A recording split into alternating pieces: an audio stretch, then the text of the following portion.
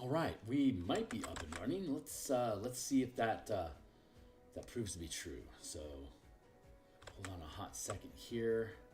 I'm gonna click over and take a look at our live stream. I should be active right now, and hey, there I am. Sound is good again, excellent. So let me grab this piece here. I need to turn down my volume just a smidge more. Can't have it mute, but I do minimize. There we go. And I'm going to do some social media feed. I'm going to drop into Discord some links that I'm live and active. So any all that is interested in hanging out with me live while we do this can do so. You can find a link to my Discord down below if you're interested in hanging out. Otherwise, like and subscribe and stick around for a while. So what do we got going on here? Hey, my name is Phil Kearney. I create role-playing games, I illustrate them, and I publish online. And I've been creating content for Dungeons & Dragons 5th edition here basically since like 2017. I've been DMing role-playing games. D&D was my first, 1987. I've been a Magic the Gathering enthusiast since 1995-ish, I think. I've been a freelance illustrator since 1999, and then I've been publishing again on DMsGuild since 2017.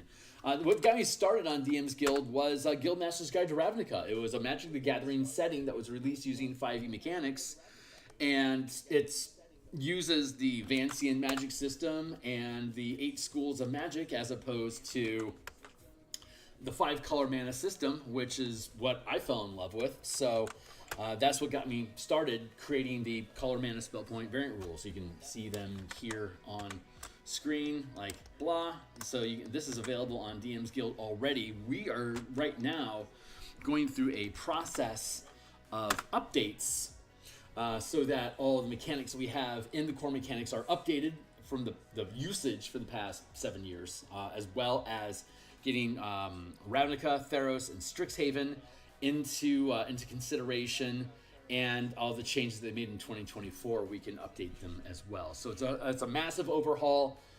Thrilled to be doing it. Honestly, thrilled. I love this system. I think it's just so much better for 5e. Mana is just the way to go, in my opinion. So, you can fight me over it, but you should do so on my Discord, so be welcome to join me there. Hey, Rel, how you doing? Let's get this clicked into place. I've got my social medias updated now. I'm on the X Twitter platform. If you are as well, I'm at Phil Kearney, where I post new releases, artwork that I've been doing, works in progress, notification when I'm live online, and just stuff. So you can catch me there. Here on the YouTube, of course, like, subscribe, hit the bell icon for notifications. Thanks a lot to new subscribers. We really appreciate you. Here's a stack of stuff. So we're in the core mechanics book. Here is the 2 playlists where this is showing up: the Magic the Gathering D&D conversion, as well as just the martial power system in general. Martial powers, the document is on my Patreon here, which you can access, my Discord community here, Patreon in general if you want to subscribe, and then the X Twitter platform. And here's a bunch of books that I've created. So you can check out the entire 5-color mana spell point variant rule system on DMsGuild. Where to go? The full playlist. Subclasses Revived. There it is, up top here. 5-color mana spell point variant rules. There you go. 6 books in the series right now. They're all free previews, so you can check them all out. But right now we are going through the core mechanics. So just a crash course, people that aren't indoctrinated yet. If you click into the revised color mana magic spell list, this is going to be integrated into the core mechanics book. This came out later than what the list that's in the original core, hence the need to revise it. But basically the 5-color magic system is white, blue, black, red, and green. It replaces the 8 schools of magic.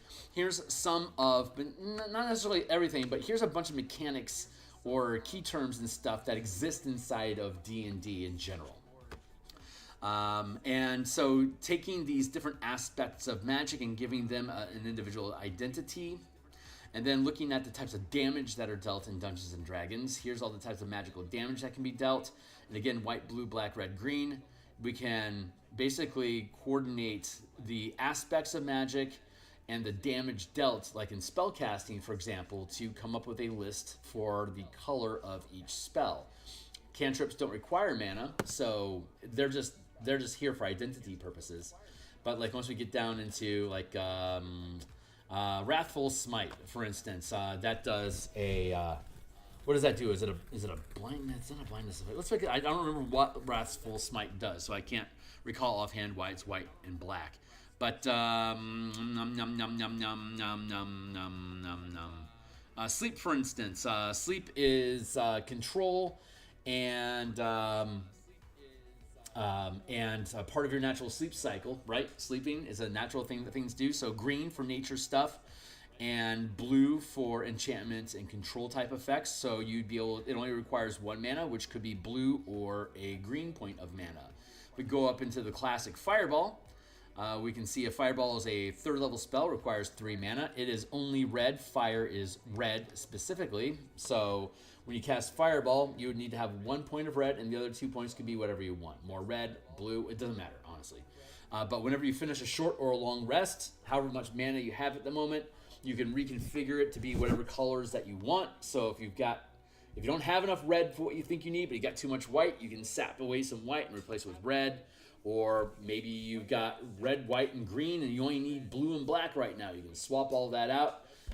There you go. So that's the basic system of it. And then there's a ton of little caveats and stuff that happens inside of the actual mechanics of it, which is what we're going to be taking a look at here real quick. So I'm going to go back into book creation, and let's go into the color mana spell point variant rules, and then let's go to the core mechanics book. Here's the PDF that we have, and we're currently sitting on Clerics. So when we first created this, we had a color key to each of the domains. Now that we're starting over again in 2024, there are only 4 domains currently.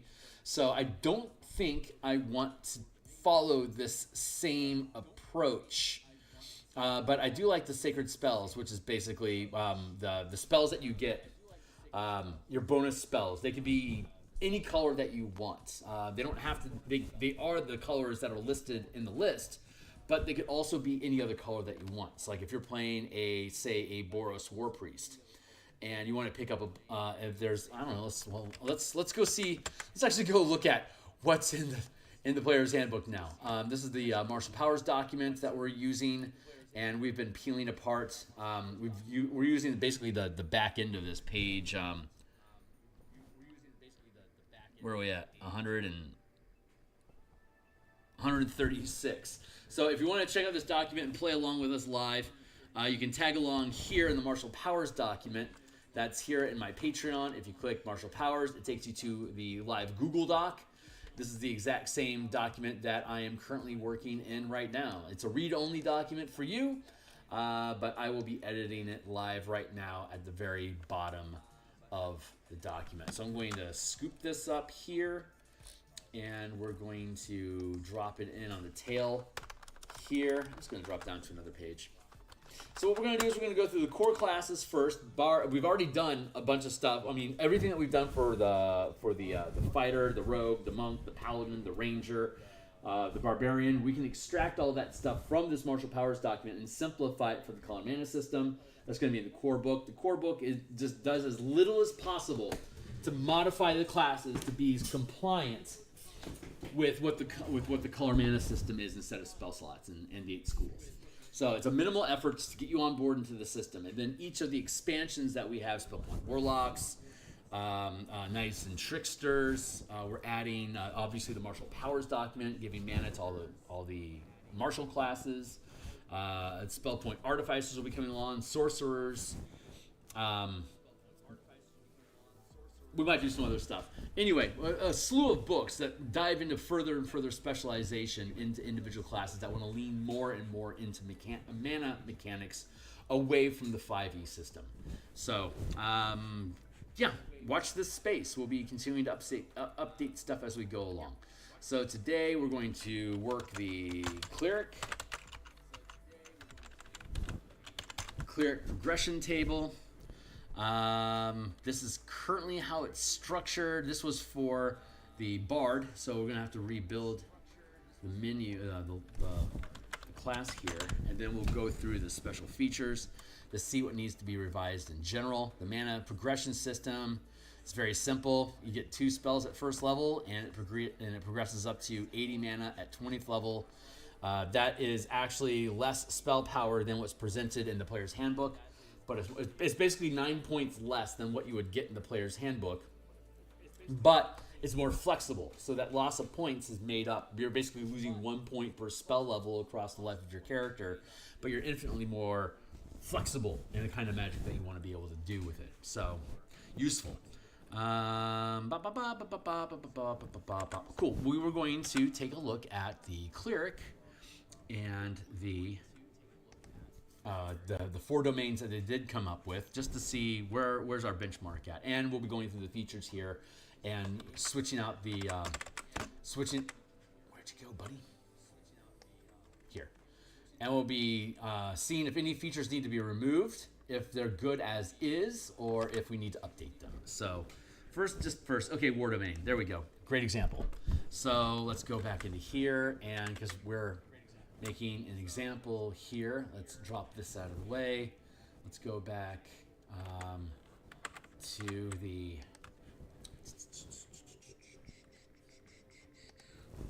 here, and let's go back, look at the revised list. Let's take a look at some of the spells in the War Domain. Guiding Bolt is a white-based spell. Magic Weapon is, I believe that's white as well. Shield of Faith, white. So let's check out the list real quick and see if that is consistently true. It's interesting. War is very much a almost like a breach of contract. When two nations go to war with each other, it's because generally there's a conflict along some sort of economic or ideological line that needs to be resolved. But it normally has very specific objectives that you're trying to achieve. And there's often, you can sue for peace, which is like, I will give you stuff if you just go away and leave us alone. A ransom, basically, is extortion. That is very, very much in the white framework, where we're providing you with stable rules. This is a societal thing of war as a way of nations being able to resolve conflicts and still survive with each other often. It's not unusual in the feudal system that nations would go to war with each other over a dispute, or to be able to win vassals over, to make that border move by taking control of the different fiefs that are along that border line, to be able to expand or contract different nations' power. So that feels very much like a control, societal sort of impact, where you're working with expectations and agreements. That really does fall kind of into the white space more than anything. That's just a personal observation. You can fight me over it if you want. But let's look at Guiding Bolt. I think that's a radiant energy that sheds light. I believe that is a pure white effect. Guiding Bolt, pure white. And then we have Magic Weapon. Magic Weapon is a 2nd level spell. And to go down to Magic Weapon is a, pure white. It deals radiant damage, I believe, if I'm not mistaken. Magic Weapon, we'll have an opportunity to retouch all these things too. Until the spell ends, the weapon becomes a magic weapon with a +1 bonus to attack and damage. Ends early if you cast the spell again. Bonus touch, 1 hour, non-magical weapons. It's an enhancement effect, which is kind of like a whitish idea in general, though I would be open to expanding that. We're going to, like I said, we're going to look at all of these spells again. Shield of Faith, a shimmering field surrounds a creature of your choice within range, granting a bonus to armor class, which is protection, which is what white has a lot of. So we're looking at Shield of Faith, going down to Shield of Faith. Shield of Faith, there you go, it's white.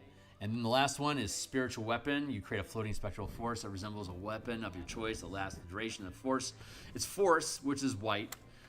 You can immediately make one melee attack against the force on a hit. Force does damage plus stat. It's a divine spell. That's I think where it's a force effect and it's divine. That's why we put it into white specifically. Let's double check it. It's what, a 2nd level spell? Yeah. Let's go check out Spiritual Weapon.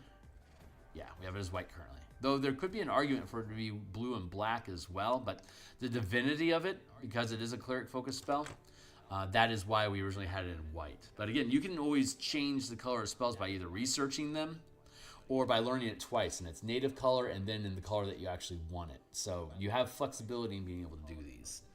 Spiritual weapon, and it's not listing out. All right. Well, anyway, that's a good example.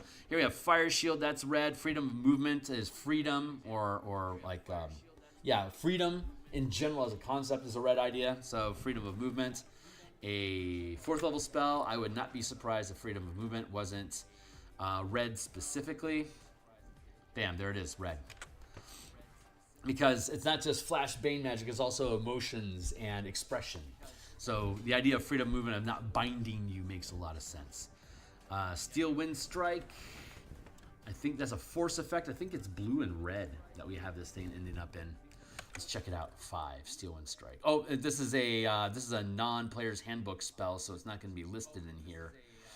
This is only the player's handbook, which with the simplification of 2024, there is now only the 2024 player's handbook. So we'll need to integrate that in. But in the meantime, let's take a look at the expanded spell list. And we'll go down to Steel Wind Strike. This is all of the spells, which we have in the zip file. We will continue to provide it in the zip file when we get there.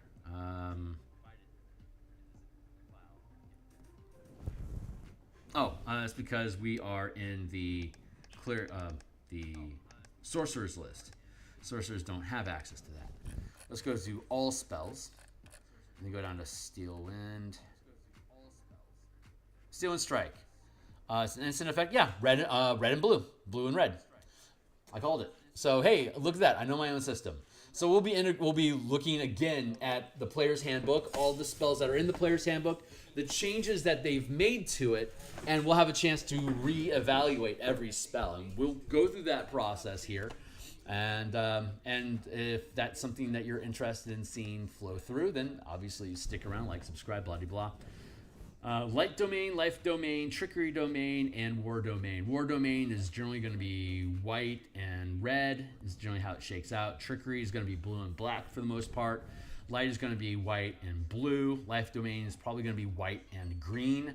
It's not a wide variety of options. So what I think I'm going to do when we're not going to do subclasses right now, so I don't have to worry about the domains today, but I'm thinking about them. And what I'm thinking about is, instead of defining each of the domains by a color and then having the clerics lean into that color, I think instead what I want to do is leave each domain open. But again, like all these spells, like if I wanted to play a Rakdos Priest, for instance, then all of these spells, although a lot of them might naturally be white, Rakdos is black and red. So if I were a Rakdos character of war, then I would be able to have all these spells as black or red. I can cast them with either color.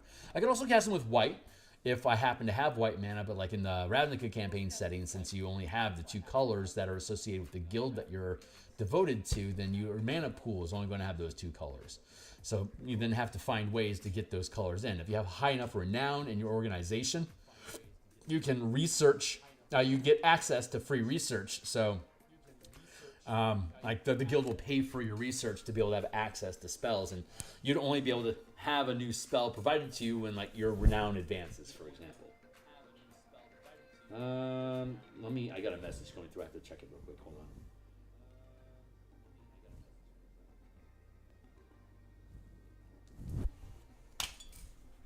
So we're going to catch up.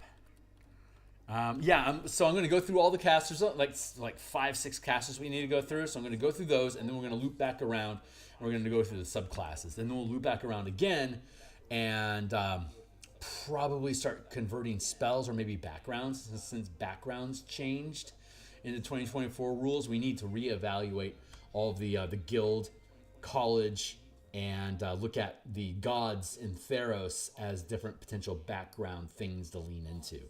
So we'll explore that. But right now, let's go back up to the top of the list.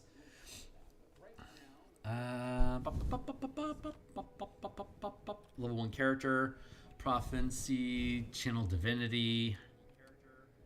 It just seems weird to have a whole category, like a whole column devoted to Channel Divinity. But here it is. So let's use it.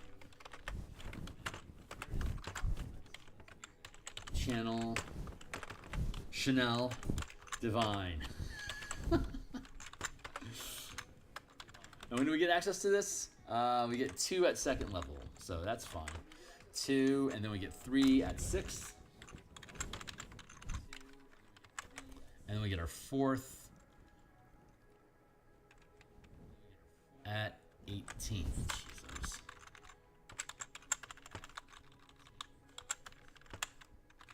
Yeah, I really believe they were organized and had a lot of deep contemplation behind each thing as they did this. That's sarcasm. 3 at first level. Holy schmacks. Okay. 3. And then we get 4 at 4th.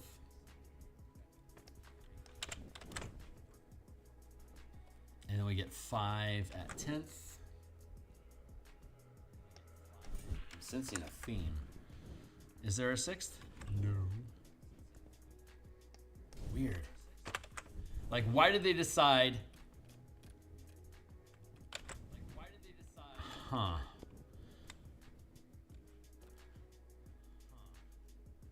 Three, 4, 5 at 10th. Does it ever get more?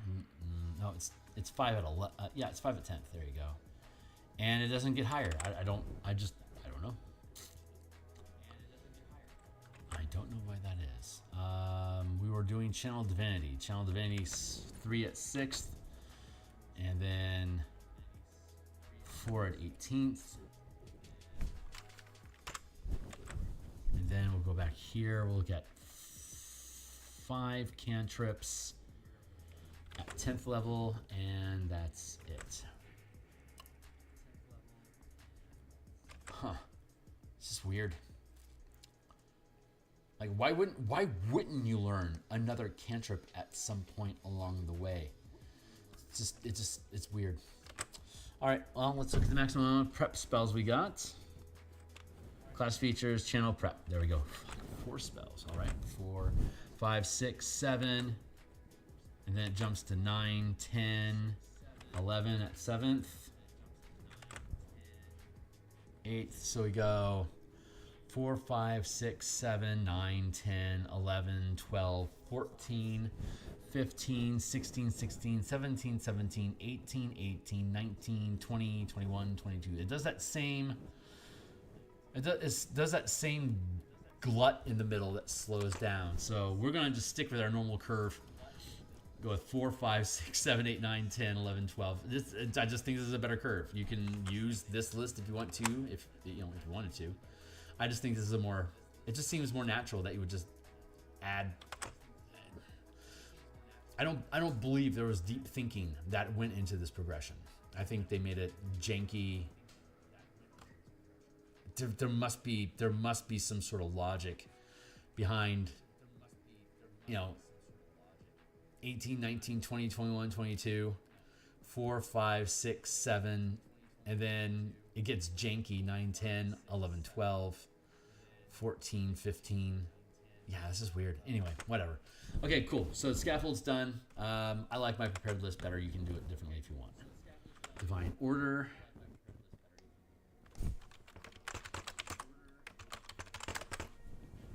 Channel Divinity.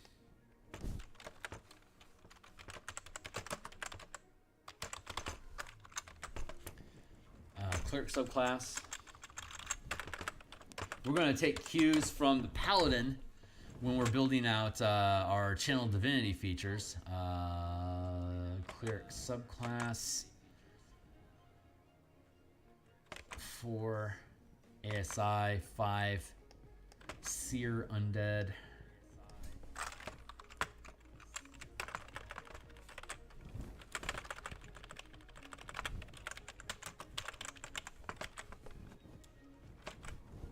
Subclass feature, Blessed Strikes.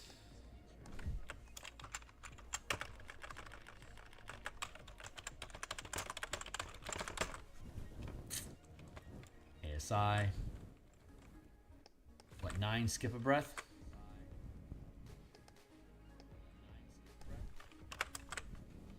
Divine Intervention.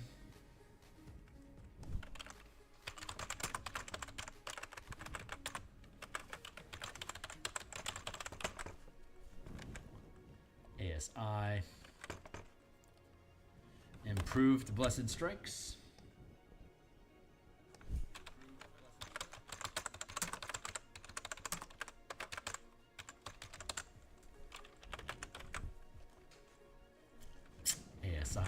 16. Subclass feature at 17.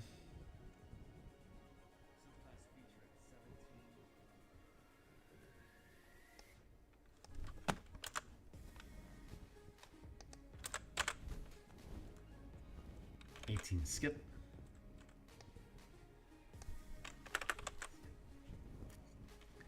Epic Boon, and then Greater Divine Inspiration.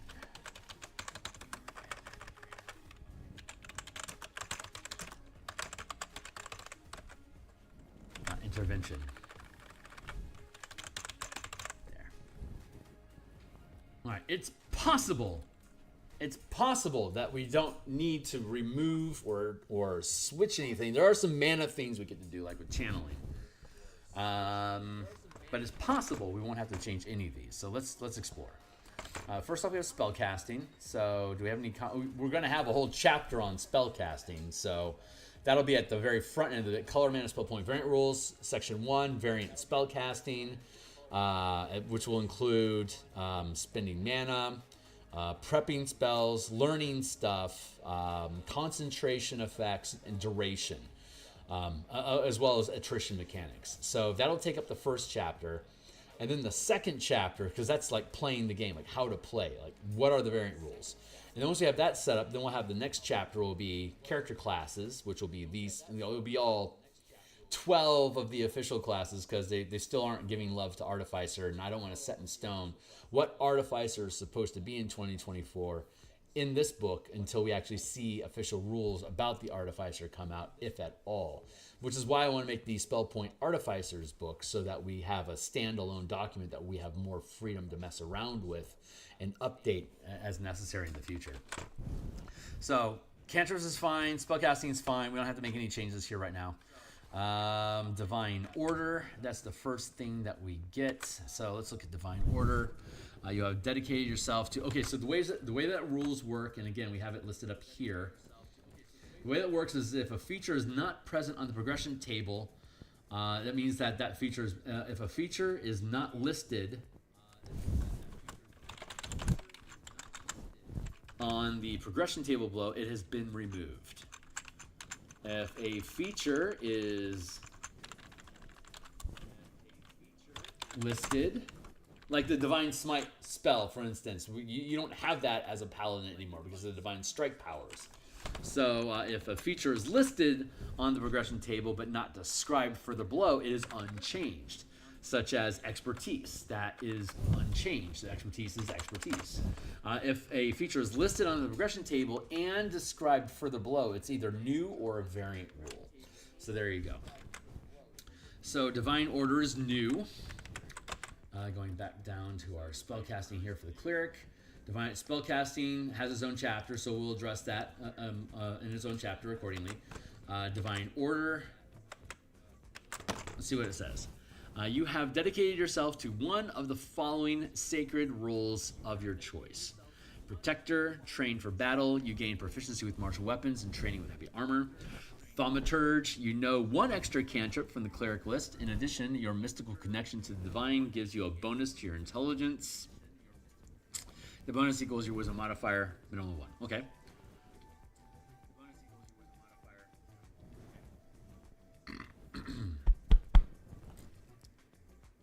Nope, I don't have any reason to change that.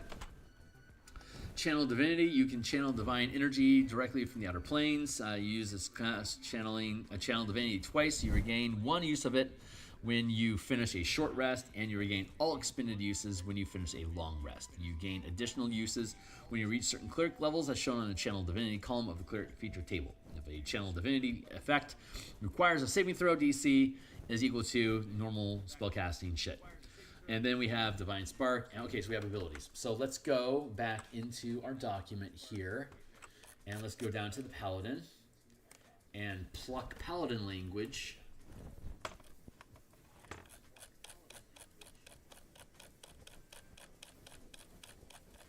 Paladin. Spellcat channeling. Channeling class feature. Lay on hands, Paladin, here we go.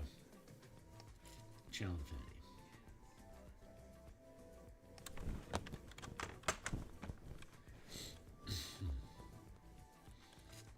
So we don't need to make any changes to Divine Order.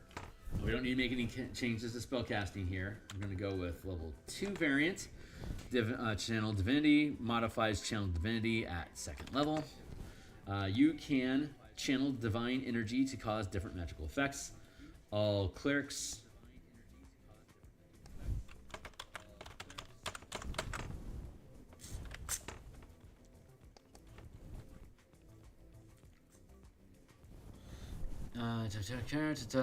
now you start with 2 each effects. Divine Smart and Turn Undead.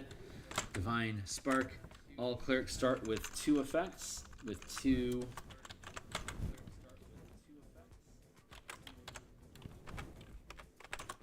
effects. Divine Spark. And Turn Undead.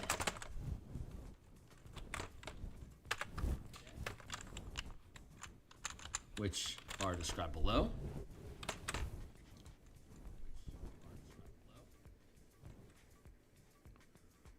Twice you gain on use if Channel Divinity requires a saving throw. Divine Spark. Are there? Guided Strike. Is there a built-in reason how to use? When you or a creature within 30 feet of you next attack, you can expend 1 use of your Channel Divinity. Thank you. To gain a bonus.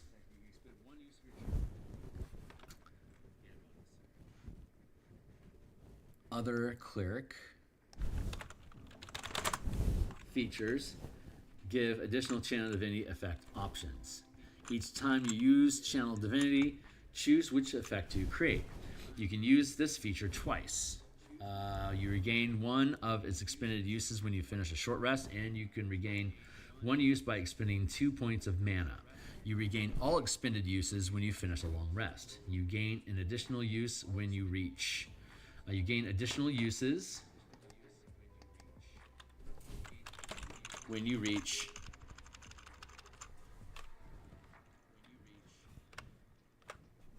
when you gain levels as listed in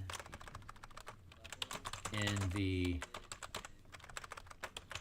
Channel Divinity column of the Cleric progression table above. Table should not be capitalized because the table describes what that title was. If a Channel Divinity effect requires a saving throw, DC equals your spellcasting DC.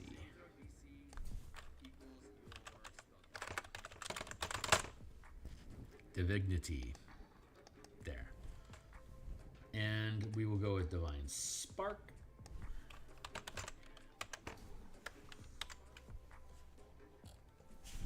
I swear there was something there. Something was there, and then it disappeared.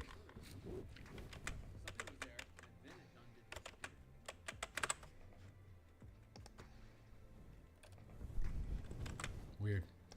Okay, great. Okay. So we'll get back to Guided Strike when we get to it.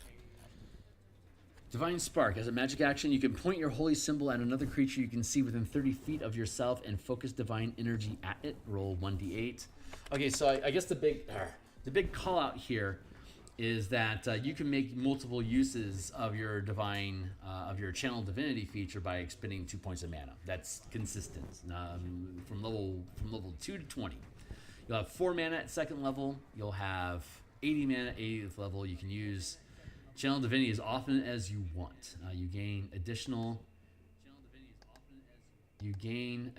uses. You gain, like for the War Domain, that's pretty damn good. So let's see what Divine Spark does. As a mystic action, you can point your holy symbol at another creature you can see within 30 feet of yourself and focus divine energy at it. Roll 1d8 and use your wisdom modifier. You restore hit points to the creature equal to that total, or force the creature to make a Constitution saving throw. On a failed save, the creature takes necrotic or radiant damage equal to that total. On a successful save, the creature takes half as much. You roll an additional d8 when you reach Cleric level 7, 13, and 18. Oh man, that's not bad. That's good healing. For 2 mana. 48 for 2 mana. That's think that actually curves out appropriate. Let's check the... What is the power curve like these days? Let's go with Cure Wounds. Come on, buddy. Stay on point with me. Thank you. Spells. Let's look up Cure Wounds.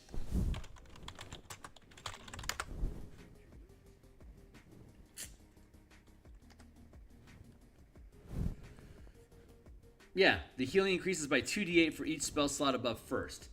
A creature you touch gains a number of hit points equal to 2d8 plus your spellcasting modifier. We'll eventually get up to 48. It starts at 2d8 at second level. That's worth 1 point of mana, right?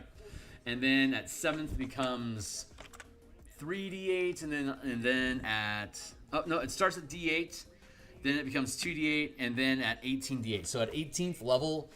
it still costs 2 mana, but 2 mana, according to Cure Wounds, is 48 worth of healing anyway. So this eventually curves out to be at lower level, below level 18, spending the 2 points of mana to gain hit points for this isn't really worth it, because you could just spend 2 points of mana on Cure Wounds and get 2d8 plus your wisdom bonus back, as we just read.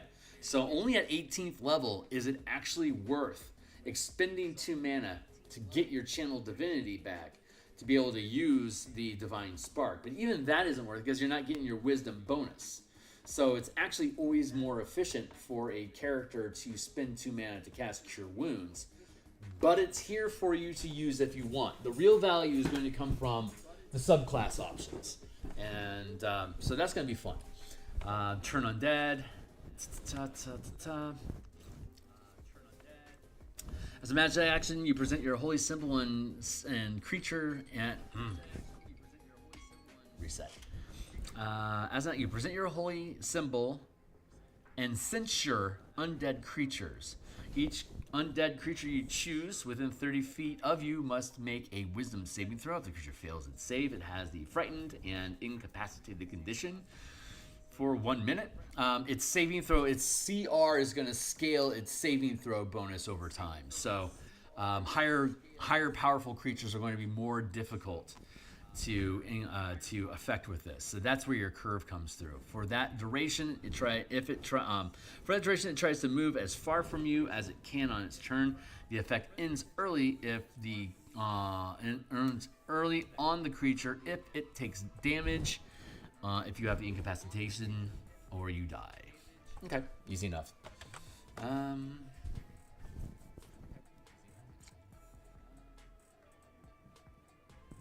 Which are described in the player's handbook. I don't need to specifically call those out. Let's look at the Paladin again real quick. As a bonus action, you can open your awareness to detect celestial fiends and undead for the next 10 minutes or until you have the incapacitated condition. You know the location of any creature of those types within 60 feet of yourself, and you know its creature type, and you know the creature type.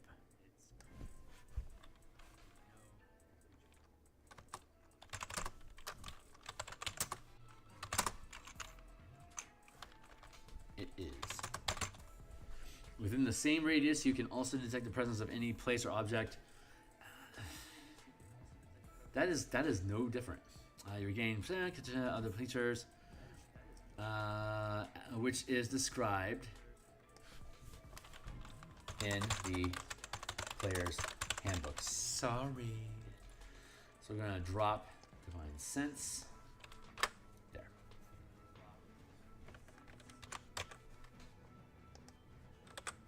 All right. So, Channel Divinity, survive the gauntlet.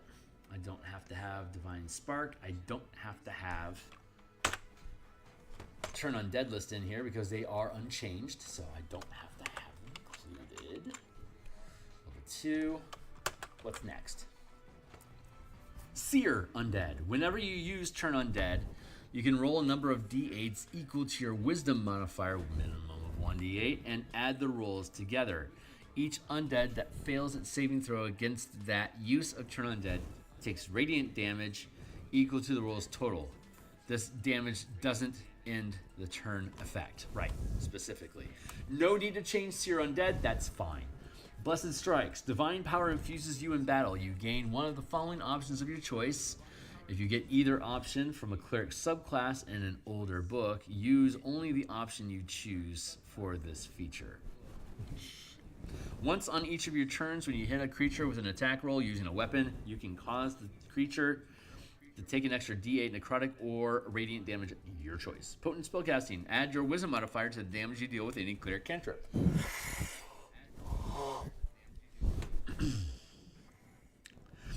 You gain one of the following options of your choice. When did we get that? Blessed Strikes? Is that level 5? Level 7. Divine power infuses you. You gain one of the following options of your choice. Once on each of your turns, when you hit a creature with an attack roll using a weapon, you can cause the target to take an extra hit with a weapon. Add your wisdom modifier to the damage. Now I'm just curious. Is spiritual hammer, spiritual weapon, is that considered a weapon? You create a weapon? If it says you create a weapon, the answer is yes.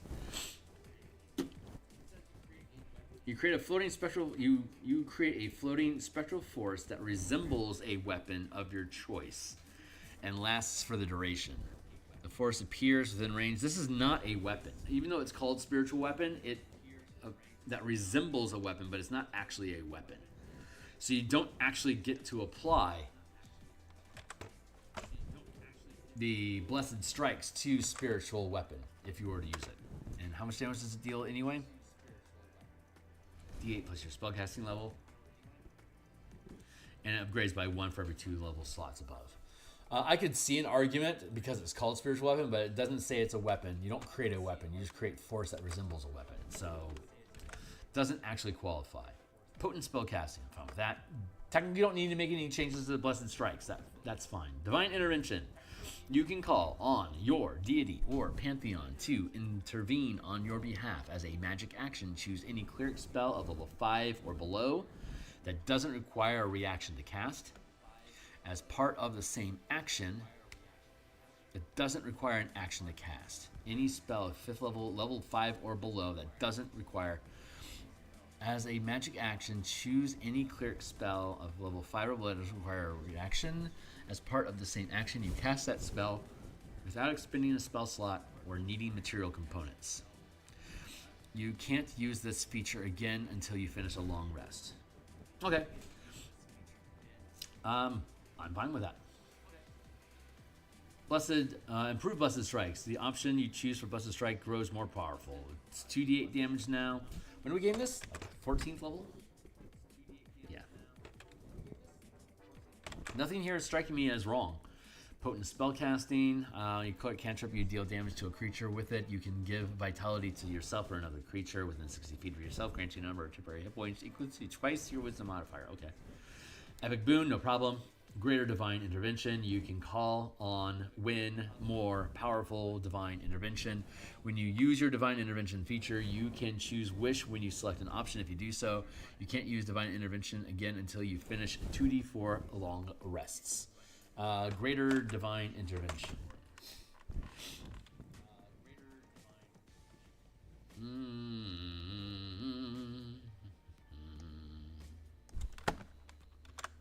Yeah, let's scoop that up real quick.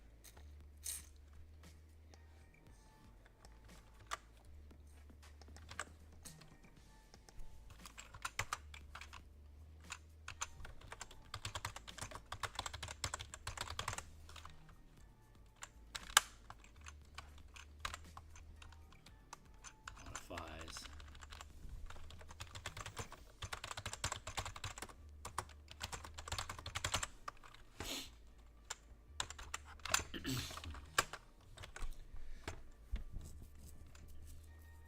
When you use your divine intervention feature, you can choose wish when you select a spell. If you do so, you can't use divine intervention again until you All right, well, now we have to look at Wish.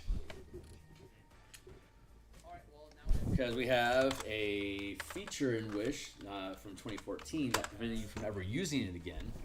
I honestly don't know if that still exists. So let's see how Wish has been changed. Mightiest spell a mortal can cast. Simply speaking aloud, you can alter reality itself. The basic use of the spell is to duplicate any other effect level 8 or below.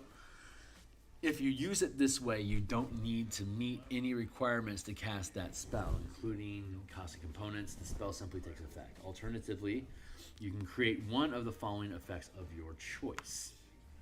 Object creation. You can create one object up to 25,000 gold pieces of value that isn't a magic item.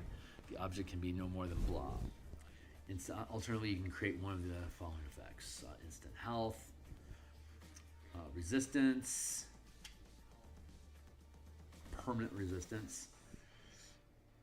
See, resistance of one type of, so you only have to cast it 10 times. You have resistance to all, well, 13 times, and you have permanent resistance to everything.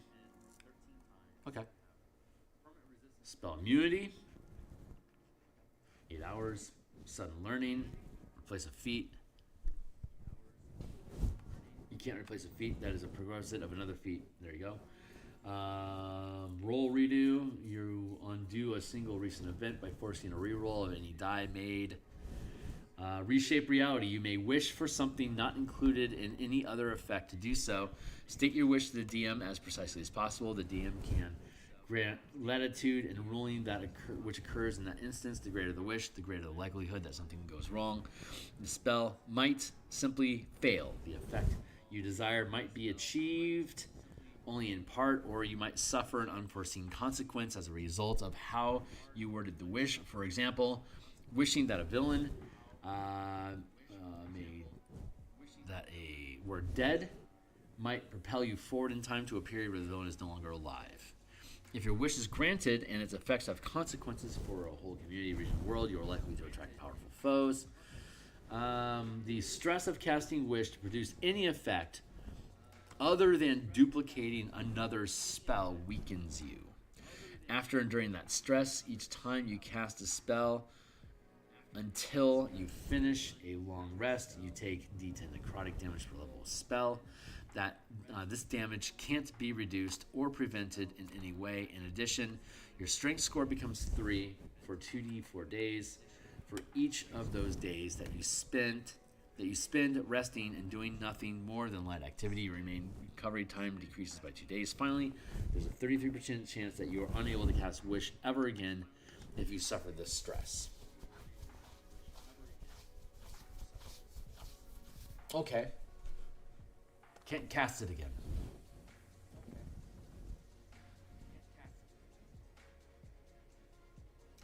You can call on even more powerful divine intervention. When you use your divine intervention feature, you can choose Wish when you select the spell. If you do so, you can't use divine intervention again until you finish 2d4 long rests. Okay, so what this allows you to do is cast up to 8th level spells without material components. But it also allows you to do all that other stuff. That other stuff can permanently ban the spell from you. When you select this spell, you do so. When you use your divine intervention feature, you can choose Wish when you select a spell. Okay. And if you do, you can't for bloody blah. So let's look again at divine. You call on your deity or pantheon to intervene on your behalf as a magic action. Choose any cleric spell of level 5 or lower that doesn't require a reaction to cast. As part of the same action, you cast that spell without expending a spell slot or needing material components. So you cast the spell. So if I bungle my percentile, you are unable to cast Wish ever again if you suffer this stress, which means that you would no longer be able to use it for a special effect. It'd be gone forever. So that jives. I don't see any specific reason.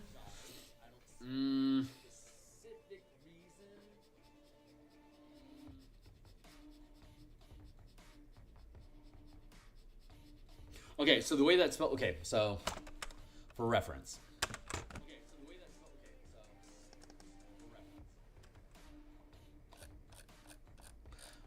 Actually, let's go look elsewhere. Let's check out. Let's look at Warlocks real quick, just as a reference point. Spell point Warlocks. Here we go. Feel this open. Gold medal. Thanks, community, for helping me get this thing to gold medal.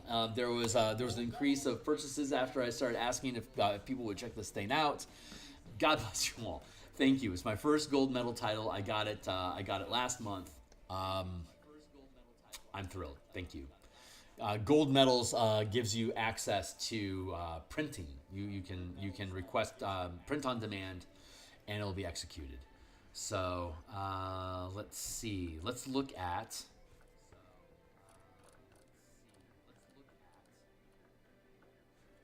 Okay, so you can see here, and this is the same way with all the full casters. At 19th level, the only 10th level spell that exists in the game using this system is Wish. But you can't actually do Epic Wishes until 20th level. And the Epic Wish is the altering, like the 33 percentile chance of failure alteration.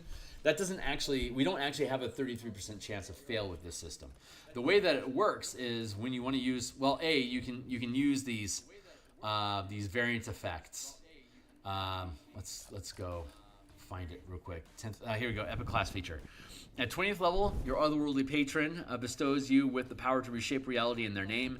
As an action, cast Wish to open an Eldritch channel to your otherworldly patron. State your wish, being as descriptive as necessary to convey your intent. If the DM rules the wish is appropriate for the campaign and your patron's goals, the wish is assigned a unique Arcanum spell point cost in addition to the Arcanum spell points spent casting the spell, which is 10. Now, these additional Arcanum points are permanently sacrificed to have your wish come true as intended. You aren't obligated to accept the cost, but if you do, this sacrifice can't be prevented by any means for the wish to take effect. If you refuse the final cost, the spell is wasted, and you recover the spent Arcanum spell points when you finish your next long rest as usual. So you can cast the spell, and you can be like, I don't want to sacrifice X amount of mana from my mana pool permanently to make this thing go into effect. That's basically what this thing does. For example, a Warlock with the Archfey patron could wish that the center of all forests in the world are a gate to the Feywild. Your DM may decide this is worth 20 Arcanum spell points in total. Your wish would be granted, but you permanently lose 20 points. The same wish to a Great Old One patron might instead cost 40 Arcanum. An Infernal patron may deny the wish altogether because it depends on whether it's on theme with them or not, the cost that they're going to exact for it. Another example, a Warlock with a Celestial patron could wish to gain the Aura of Protection Paladin class feature. Your DM may decide this is worth 10 Arcanum points for the Aura to affect only you, 15 points to affect a 10-foot radius, or 20 points to affect a 30-foot radius. Epic Wish offers a conversation between you and the DM as a means of permanently sacrificing some or all spell casting potential to directly change the campaign world. Each campaign may have different limits and costs based on the impact your Epic Wish will have. This can be a means of retiring your Warlock from the adventuring, or it can be the hook to an entirely new campaign. There you go. So that's the basic gist of it. So when a class gains access to Wish, they get it at 19th level to be able to cast lower level spells, and at 20th level you can use it for whatever you want. It will cost you points to do so. This is a change. There you go. So I don't have any reason to actually change the Divine Intervention because it just casts the spell as normal. So we then have, in the spell casting chapter, we have Wish.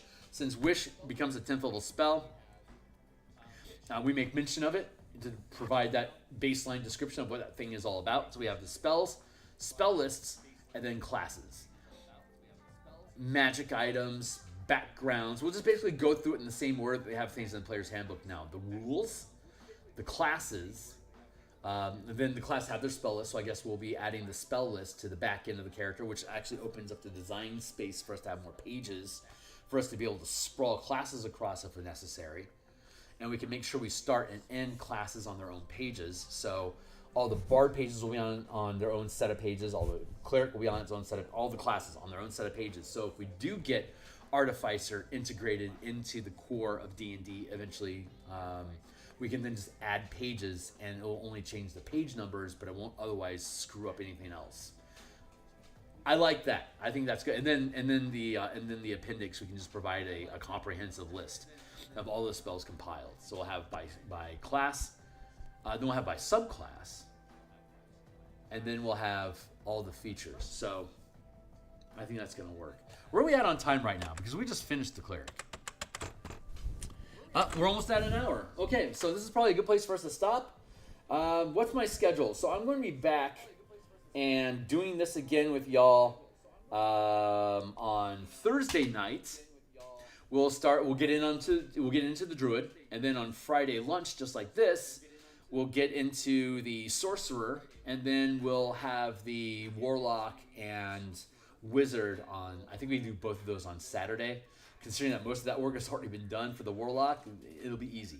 Then we'll be able to take all of this, transpose it, drop it into the document. That means next week we'll start going through the list of colors to make sure that the new list jives with what's in the Player's Handbook 2024. After we finish the spell list compilation, we'll go back into these. I think we'll do the subclasses, and then we'll do backgrounds, and then feats, magic items, and then we'll have Ravnica, Theros, and Strixhaven as appendices. Appendix 1, Ravnica. Appendix 2, Strixhaven. Appendix 3, Theros. So we'll have all those broken out. Yeah, I think that's what we'll do. So that should run pretty smoothly. I'm just slowly picking away at all these books. I'm not in a big hurry. They're all going to get updated, and then all the original documents are still there for you guys to look at. But the 2024 changes, when those come through, I'll be making a new bundle to point you guys to where the 2024 content is at. So fun stuff. That's it for today. I'll be back tomorrow morning to continue working on Eberron art. So if you think this stuff is cool, definitely jump into my channel, into my Discords, and just say hey. And if you're interested in stuff, be welcome to ask around, and I'm more than happy to help. We have play testing for the martial power system. That's going to be coming up for the actual powers. We're going to be doing some. Oh yeah, that reminds me. I'm using donjon.bin.sh.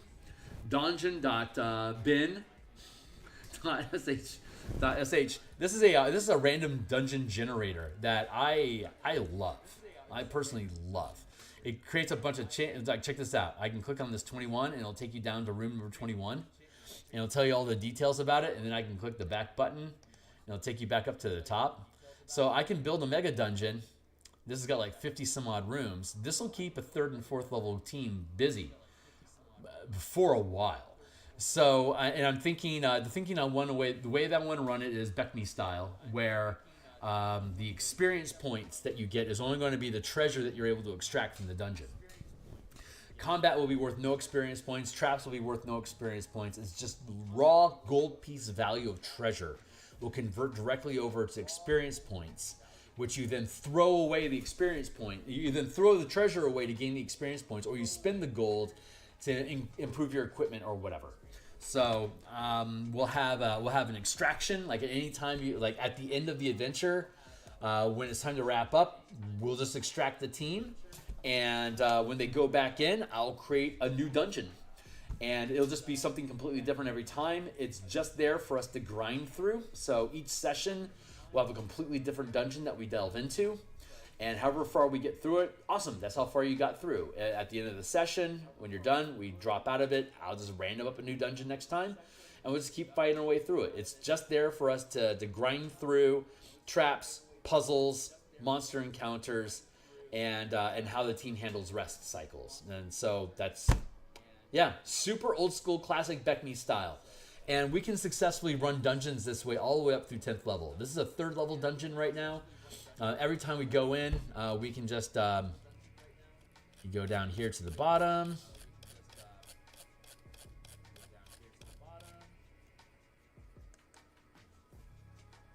And then up there's no bounce.